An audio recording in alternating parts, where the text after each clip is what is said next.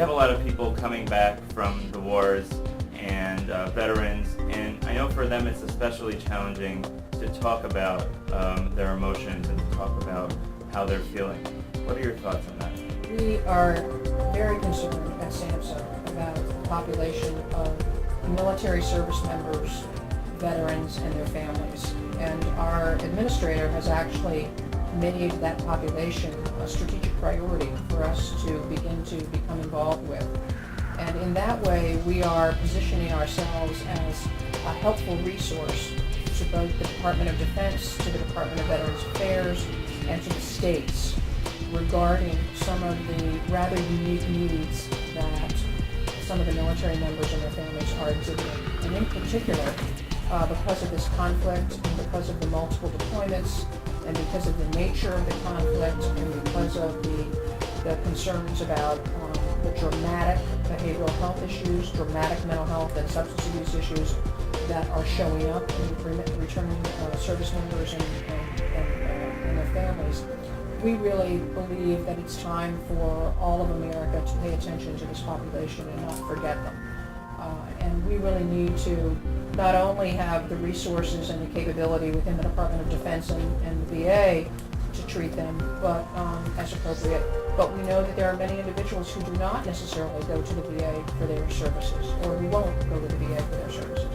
So we're seeing some of those individuals and family members come to local community medical centers and local substance abuse agencies, like in New York City, for services.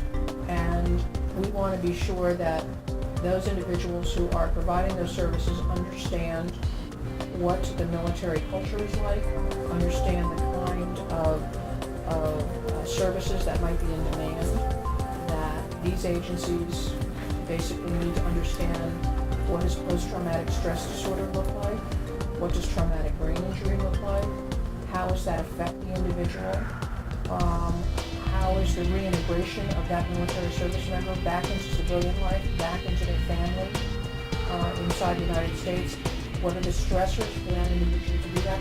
We are becoming much more knowledgeable about all of those things and are offering ourselves as a resource, basically, to the states in particular, because the states are dealing with Guard and Reserve members who are coming back into civilian environments, to all the providers, to all the substance abuse and mental health provider agencies, and also to the military community. We're not taking on a role that we shouldn't, but we are certainly providing the expertise I think that is necessary to demonstrate that even if you're physically wounded in war, you have been through a trauma.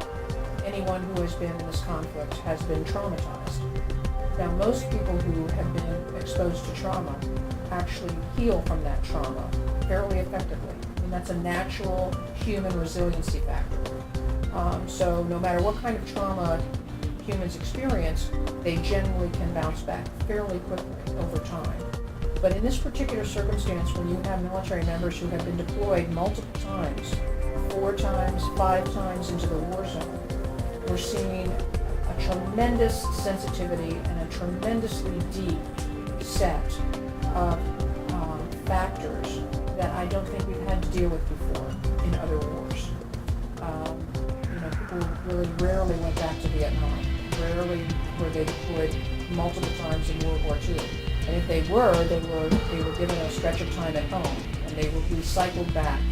That's not happening in this war. And so there's this heightened sense of vigilance, this heightened sense of concern, this heightened environment in which our combat warriors are in this multiple deployment mode, I think is going to create a new set of factors that we have to address. Their mental health status is hugely important.